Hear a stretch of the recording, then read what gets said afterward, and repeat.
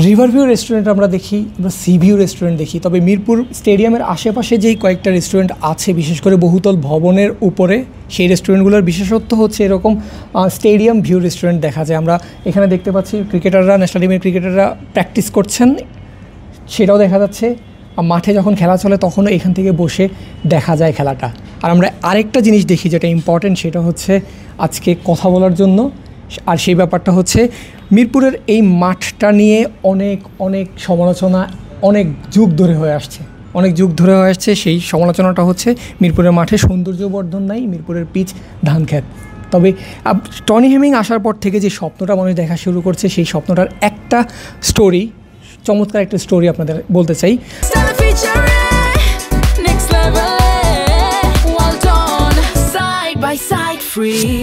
আমি এখন যেখানে বসে আছি সেইখানে আমার ঠিক আধা ঘন্টা আগে একজন মানুষ বসেছিলেন, ঠিক এইভাবে চেয়ারটাকে ঘুরিয়ে তিনি পায়ের উপর পা তুলে প্রায় আধা ঘন্টা যাবৎ তিনি তীক্ষ্ণ চোখে স্টেডিয়ামের দিকে তাকিয়েছিলেন, গ্রাউন্ডের দিকে তাকিয়েছিলেন। তিনি টনি হেমিং, বাংলাদেশের প্রধান পিচ কিউরেটর।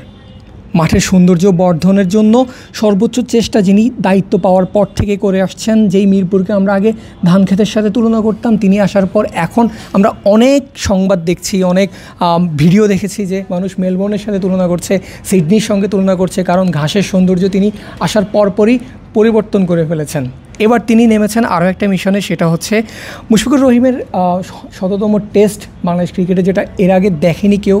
বাংলাদেশ ক্রিকেটের ইতিহাসেও প্রথম কোনো প্লেয়ার ১৭তম টেস্ট খেলতে যাচ্ছেন। সেই ম্যাচকে সামনে রেখে সব দিক থেকে আয়োজন হচ্ছে, বিসিবি থেকে আয়োজন হচ্ছে, ফ্যানদের দিক থেকে আয়োজন হচ্ছে, এমনকি গণমাধ্যমের দিক থেকে আয়োজন হচ্ছে।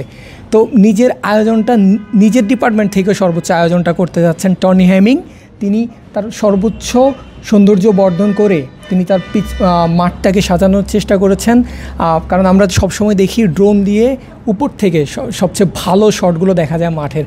একটা মাঠ কতটা সুন্দর সেটা দেখতে হয় ড্রোন শট দিয়ে আমরা ম্যাচের মধ্যে দেখি। আর এই রেস্টুরেন্টটা ৯ তলার উপরে, এখানে বসেই তিনি দেখছেন, নিজের কাজটা নিজে জাজ করছেন যে তিনি যেভাবে চাচ্ছেন সেভাবে মাঠটা কি সাজানো হচ্ছে কিনা মুশফিকের ম্যাচকে সামনে রেখে। যদি তিনি এখানে বসে নিজের কাজ জাজ করেছেন, একদিন সময় তার হাতে এখনও আছে, তাই তিনি চাচ্ছেন যে সর্বশেষ যেই কাজটুকু বাকি থাকে সেটা যেন তিনি জাজ করতে পারেন, তিনি যেন ঠিক করতে পারেন। এই রকম ডেডিকেশন থাকলে মিরপুরের যেই দুর্নাম আছে দুনিয়া জুড়ে, সেই দুর্নাম আশা করি খুব তাড়াতাড়ি সুনামে পরিণত হবে। পারভেজ আল হাসান, ক্রিক ফ্রেন্সি।